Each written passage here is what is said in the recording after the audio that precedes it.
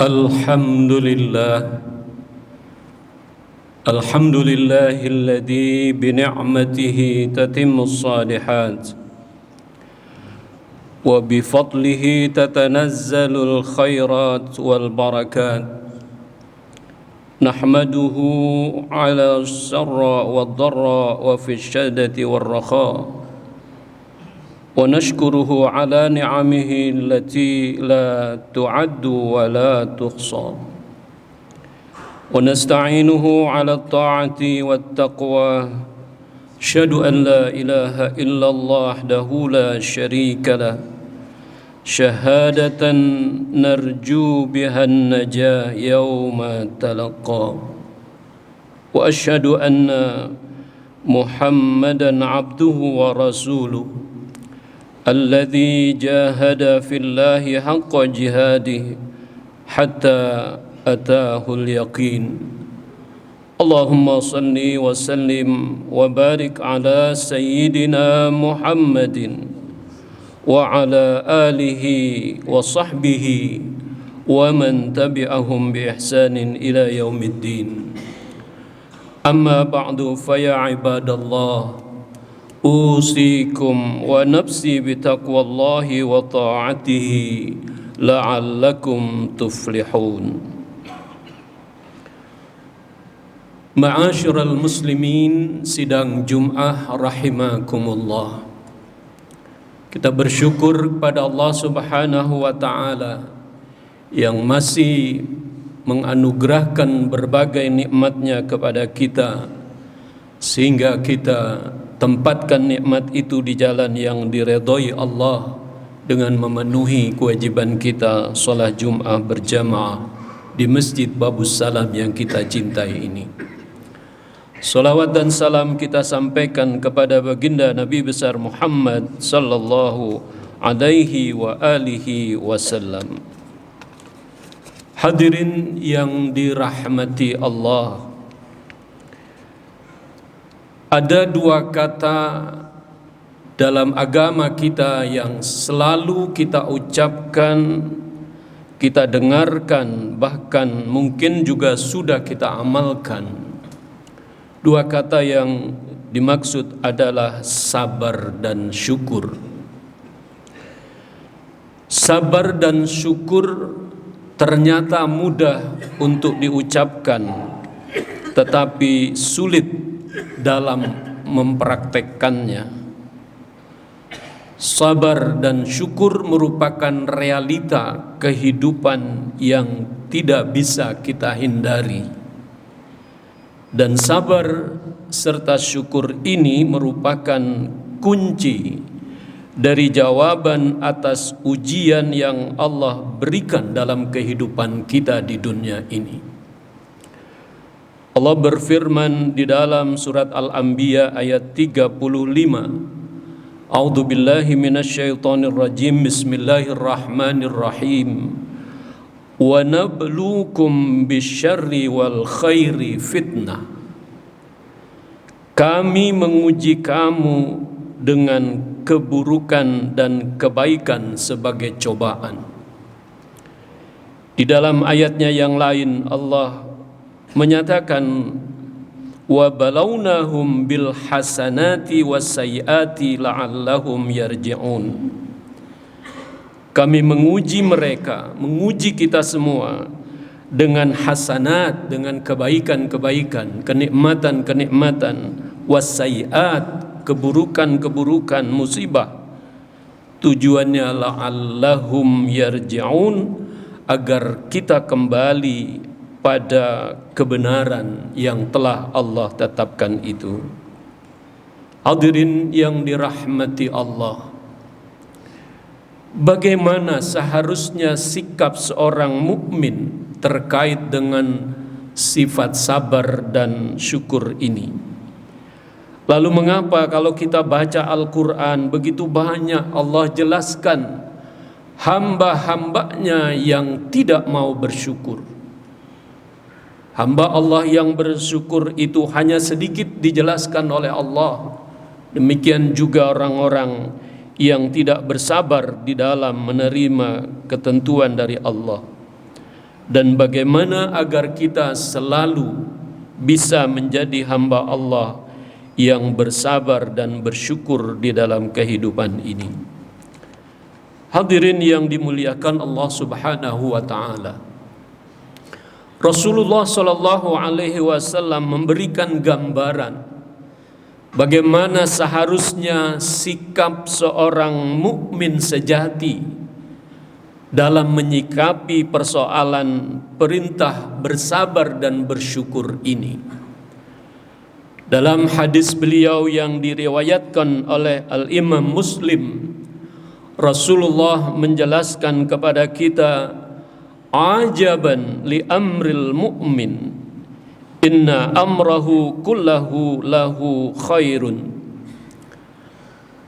Sungguh luar biasa seorang mukmin sejati itu dalam segala urusan. Semua urusan orang yang beriman, yang betul-betul beriman itu adalah lahu khair, kebaikan bagi dia. Dan Nabi menjelaskan, walaisa dzalika li ahadin illal mu'min. Kondisi yang demikian itu, keadaan yang demikian itu, yang apapun keadaannya baik bagi orang-orang yang beriman, tidak ada diperoleh bagi orang-orang selain orang yang beriman. Apa yang dilakukan sehingga Nabi mengatakan ajaban, sangat luar biasa. Orang yang beriman itu in asabathu sarra syakara. Kalau dia dilimpahkan berbagai kebaikan-kebaikan, kalau seorang mukmin itu dianugerahkan berbagai kelapangan, kenikmatan-kenikmatan, syakara, maka dia bersyukur kepada Allah, fakana lahu khairun, maka yang demikian itu adalah suatu kebaikan bagi orang yang beriman.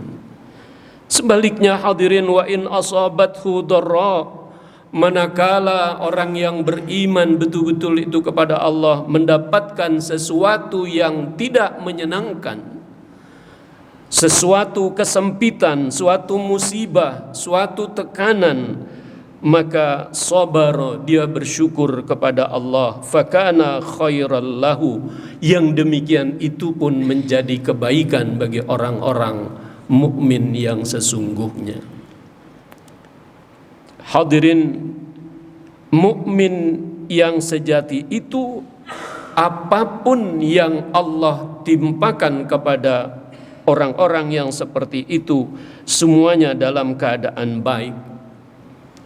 Dia selalu mensyukuri apa yang telah Allah anugerahkan dalam bentuk kenikmatan-kenikmatan, di mana semua kenikmatan itu difahami sesungguhnya itu adalah dari Allah, dan segera dia tempatkan kenikmatan itu di jalan yang diredhoi oleh Allah Subhanahu wa taala. Sebaliknya, manakala dia timpa satu yang tidak mengenakkan, sesuatu musibah ataupun suatu perintah yang dia merasakan ada beban yang dia pikulnya, maka semua itu akan dia tahan dirinya, emosinya, dia mampu mengendalikan dirinya untuk bisa menerima berbagai ketentuan dari Allah Subhanahu wa taala. Itulah gambaran yang Rasulullah sallallahu alaihi wasallam jelaskan bagi orang-orang yang beriman, sebenar-benarnya beriman kepada Allah. Kemudian hadirin, mengapa banyak manusia yang tidak bersyukur? Mengapa banyak hamba-hamba Allah yang tidak bersabar di dalam menjalani kehidupan ini? Di mana Allah jelaskan begitu banyak dari ayat-ayat Al-Quran. Di dalam surat Al-Mu'minun ayat 78, di dalam surat As-Sajdah ayat 9, di dalam surat Al-Muluk ayat 23, yang Allah jelaskan bahwa setiap manusia telah difasilitasi berupa pendengaran, penglihatan, akal, fikiran, tetapi 3 ayat tadi itu ditutup oleh Allah dengan kalimat qalilan ma tashkurun. Tapi sayangnya banyak manusia yang tidak mau bersyukur. Qalilan ma tashkurun artinya sangat sedikit yang mau mensyukuri karunia nikmat berupa pendengaran, penglihatan, akal fikiran, dan karunia-karunia nikmat lainnya yang telah Allah sediakan. Sebaliknya orang-orang yang merasa ditimpa kesempitan, merasa ditimpa sesuatu yang tidak mengenakkan bagi dia, kesulitan hidup, maka mereka digambarkan oleh Allah, la taqnatu min rahmatillah. Janganlah kalian berputus asa dari rahmat Allah. Janganlah kalian tergesa-gesa mengatakan bahwa Allah tidak adil, Allah tidak sayang dan sebagainya.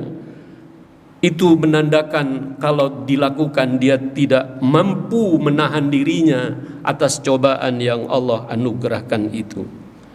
Nah, untuk mengetahui pertanyaan mengapa banyak yang tidak bersyukur dan tidak bersabar, maka jawabannya adalah banyak di antara manusia, banyak di antara hamba-hamba Allah yang tidak memahami karunia-karunia Allah berupa kenikmatan, tidak memahami anugerah yang Allah berikan, dan tidak memahami betapa Allah menguji dengan sesuatu yang tidak mengenakan. Tidak dipahami itu, dan karena tidak paham akhirnya tidak meyakini. Karena tidak meyakini, dia tidak mampu menempatkan di jalan yang diridhoi oleh Allah Subhanahu wa ta'ala. Padahal dengan tegas Allah menyatakan dalam surat Saba ayat 19, inna fi dzalika la ayat.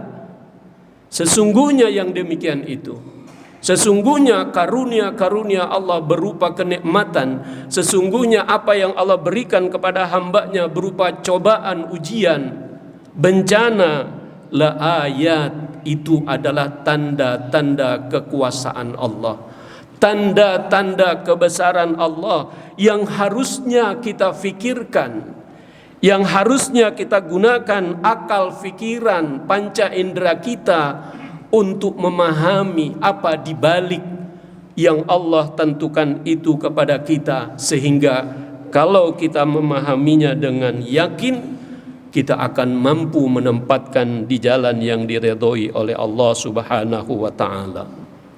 Contoh kecil, seorang hamba Allah yang betul-betul memahami dalam dirinya ada organ tubuh yang begitu sangat vitalnya.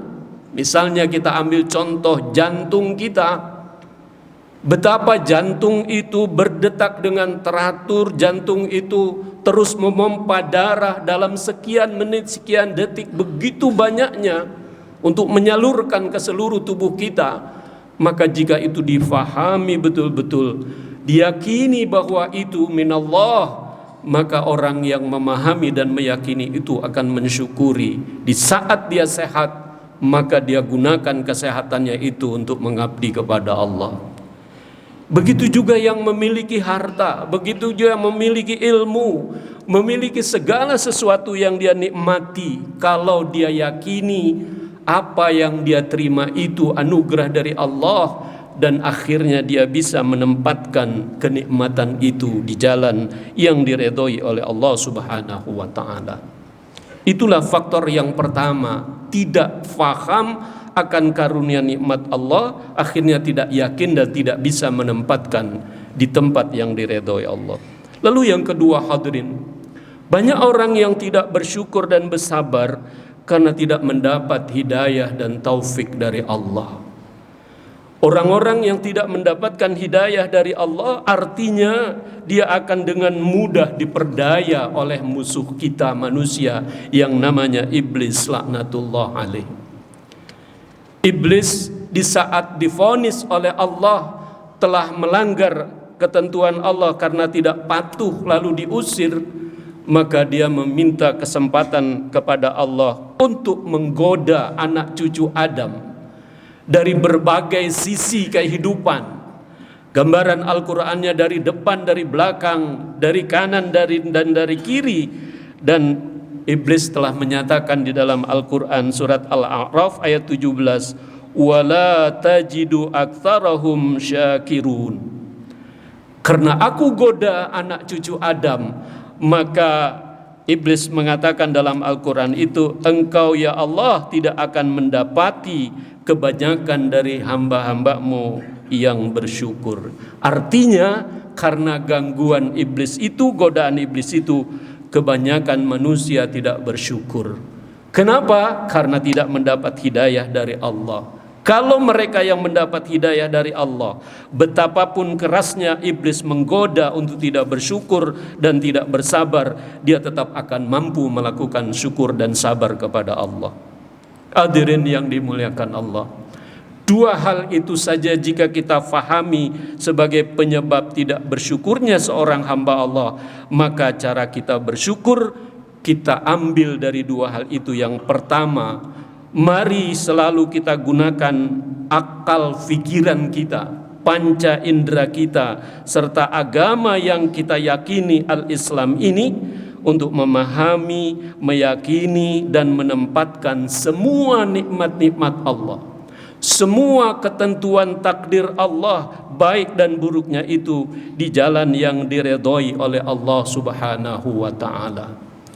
Allah dalam surat An-Nahl ayat 78 menghendaki, wa ja'ala lakumus sam'a wal absar wal af'idah la'allakum tashkurun.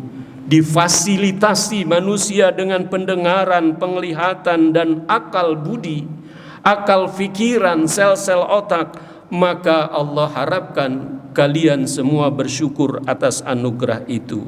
Dan manakala ditimpa sesuatu yang tidak menyenangkan, wasta'inu bis sabri was salah, minta tolonglah kamu kepada Allah dengan sabar dan salat, karena melalui sabar dan salat itu Allah akan memberikan pertolongannya. Dan yang kedua, tentunya kita berupaya untuk senantiasa mendapatkan hidayah dari Allah. Karena orang-orang yang tidak mendapat hidayah dari Allah, artinya orang itu dalam kesesatan, akan sangat mudah dipengaruhi oleh bujukan, oleh rayuan setan iblis laknatullah alaih. Rasulullah bersabda, wa man ulhima syukra lam yuharam az-ziyadah. Siapa orang yang mendapat hidayah untuk melakukan kesyukuran atas nikmat yang Allah anugerahkan, maka ia tidak akan terhalang untuk mendapatkan tambahan-tambahan nikmat lainnya. Karena kata Allah dalam ayatnya yang lain, la in syakartum la azidannakum wa la in kafartum inna adzabi lasyadid. Dan yang ketiga, untuk selalu mendapatkan sifat syukur, akhlak syukur dan sabar ini, kita tidak boleh lupa untuk selalu berdoa untuk menjadi hamba-hambanya yang selalu bersabar dan bersyukur, sebagaimana telah dicontohkan oleh baginda Nabi. Allahumma inni as'aluka sabran jamilan wa qalban syakiran wa lisanan dzakira. Ya Allah, sesungguhnya aku mohon kepadamu agar aku menjadi hamba-hambamu yang selalu bersabar, yang memiliki hati yang senantiasa bersyukur, dan lidah yang tidak pernah berhenti untuk berzikir. Bahkan Allah ajarkan kita melalui firman-Nya, Rabbana afriq alaina sabran wa tawaffana muslimin. Wahai Tuhan kami, anugerahkan kepada kami kesabaran dan wafatkan kami dalam keadaan hamba-Mu yang selalu berserah diri. Demikian hadirin, baik buruk, senang susah merupakan sunnatullah, dan sunnatullah itu harus kita sikapi hanya dua, yaitu bersabar dan bersyukur kepada Allah. Hamba-hamba yang selalu bersabar, dia akan memiliki suatu kekuatan dalam hidup ini, dan hamba-hamba Allah yang selalu bersyukur akan selalu mendapatkan ketenangan dalam kehidupan yang dijalani di dunia ini. Semoga Allah jadikan kita sebagai hamba-hambanya yang selalu bersabar dan bersyukur di dalam menjalani kehidupan ini. Wa qur rabbighfir warham wa anta khairur rahimin. Allahumma shalli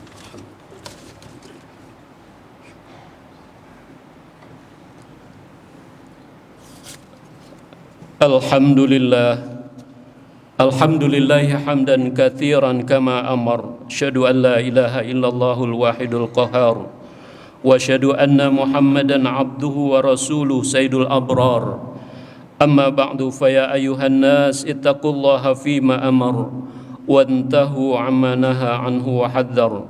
Wa'lamu anna Allah tabaraka wa ta'ala amarakum bi amrin bada'a fihi bi nafsi wa thanna bi malaikatihi al-musabbihati bi qudsi. Faqala ta'ala wa lam yazal qailan alima inna Allah wa malaikatahu yusalluna 'alan nabi ya ayyuhalladzina amanu sallu 'alaihi wa sallimu taslima. Allahumma salli wa sallim ala sayyidina Muhammadin sayyidil mursalin waradallahumma ala arba'atil khulafa'ir rasyidin Abi Bakrin wa Umar wa Uthman wa Ali wa ala baqiyatis sahaba wa tabi'in wa tabi'it tabi'in wa man tabi'ahum bi ihsanin ila yaumiddin wa alaina ma'ahum bi rahmatika ya arhamar rahimin. Allahumma ighfir lil muslimina wal muslimat wal mu'minina wal mu'minat al ahya'i minhum wal amwat innaka sami'un qaribun mujibud da'wat ya qadiyal hajat. Rabbana afriq alaina sabran wa tawaffana muslimin. Rabbana atina fid dunya hasanah wa fil akhirati hasanatan wa qina adzaban nar. Ibadallah, innallaha ya'muru bil adli wal ihsan wa ita'i dzil qurba wa yanha 'anil fahsya'i wal munkari wal baghi ya'idukum la'allakum tadhakkarun. Wa la dzikrullahi akbar. Aqimus shalah.